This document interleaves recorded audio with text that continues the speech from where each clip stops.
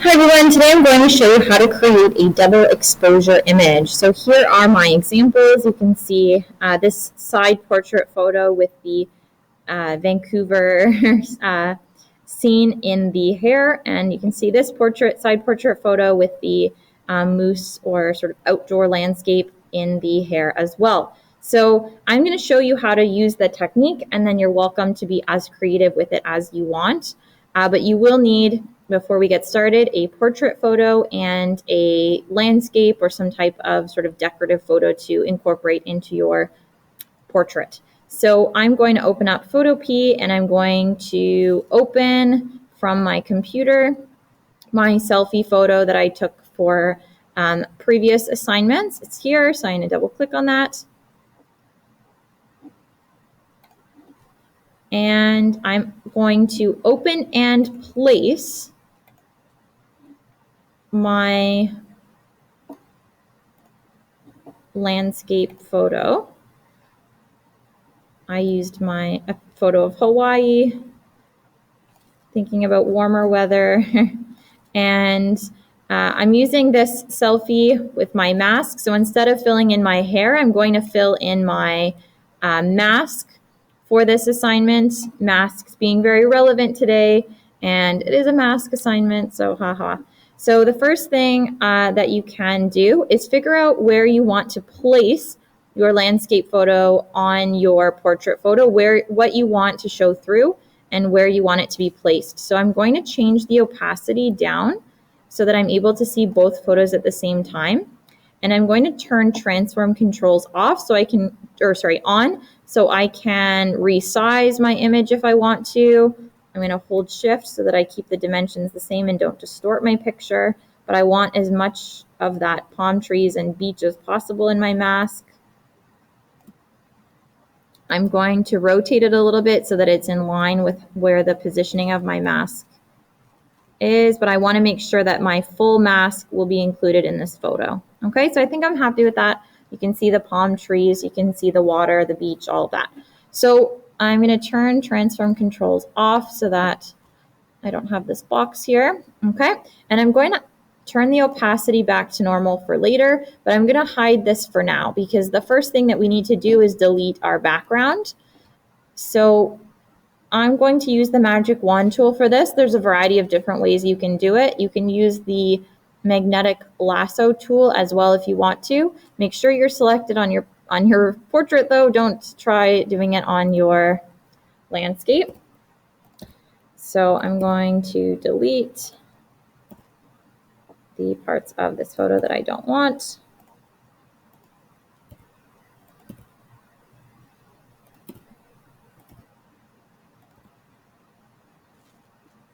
And I might need to use the eraser tool to get some of those finer details, which is fine.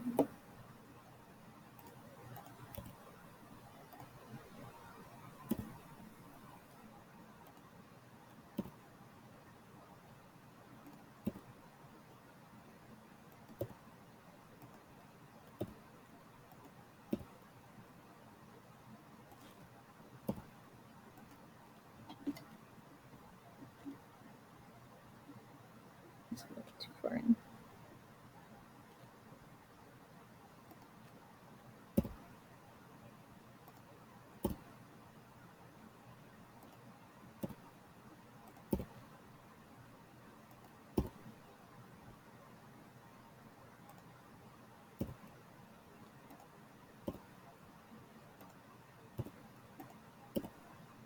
Okay, I'm getting kind of tired of this, so I'm going to use my eraser.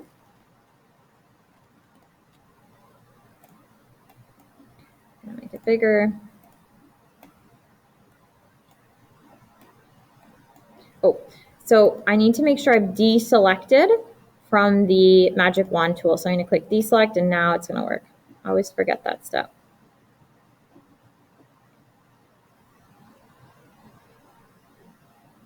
So the closer you are to your face, the smaller you want your brush to be because you don't want to erase any part of you. But I will make my brush really big and get those sort of small details in a moment.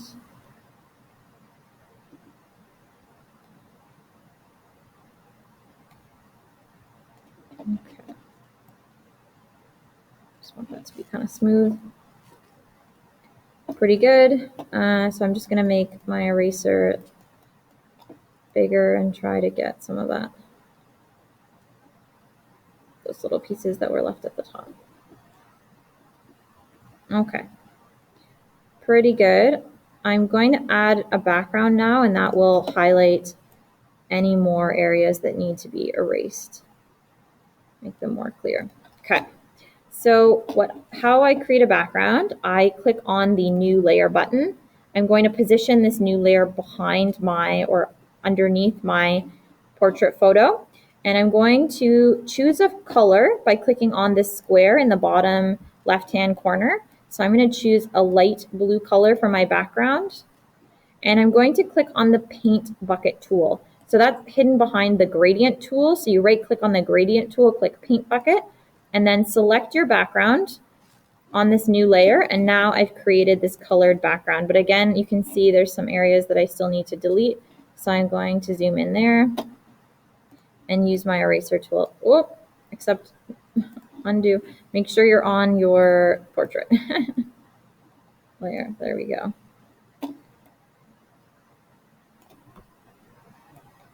This is not perfect. I encourage you to try to zoom in and get those sort of finer details, but I just don't want to waste too much of your time today with this. Okay, perfect. Happy with that. So now I'm going to turn my mask landscape photo back on, and I'm happy with its positioning. So I need to select the part of this portrait that I want this landscape photo to show through on. So I'm going to select my mask using the magic wand tool. Oh, again, making sure that you're on the right layer. So I'm on my portrait layer. I'm going to select my mask.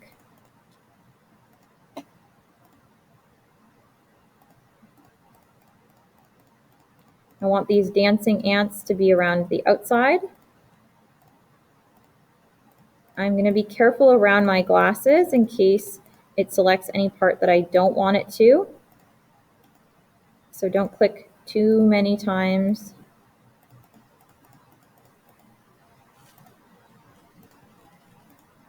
Because it will be harder to undo that. So you can see it's done a pretty good job of selecting the outside of my mask. There are these little details though that are left, and that's okay. I will show you how to heal them. Or maybe I might leave them because they kind of add to the mask design, but we'll see. So I'm going to turn on my landscape. You can see those dancing ants around the outside. I am going to right click on my landscape photo. I'm going to click rasterize so that I have some editing power over the image. Then I'm going to click clipping mask, and it's only going to clip for now the area around my body. Okay, so you can see it's gotten rid of the part of the photo that's beyond my hair. So I'm going to click on the select tool in the toolbar and click inverse.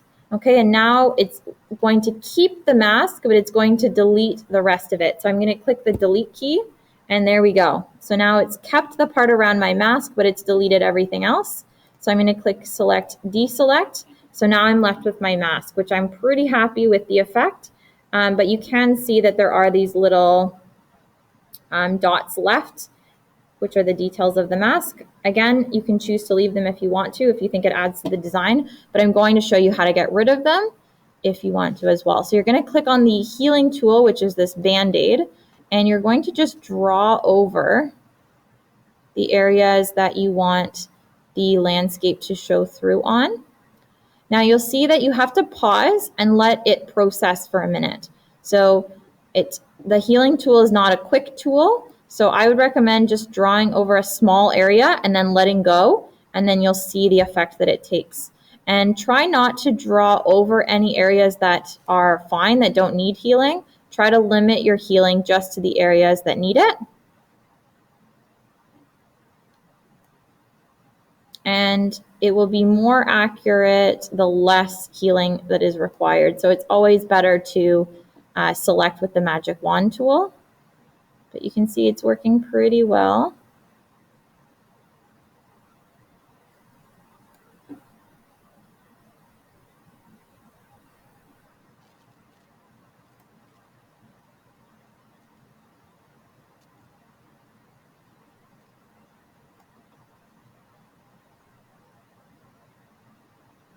And then this area needs some touching up here where it's close to my glasses.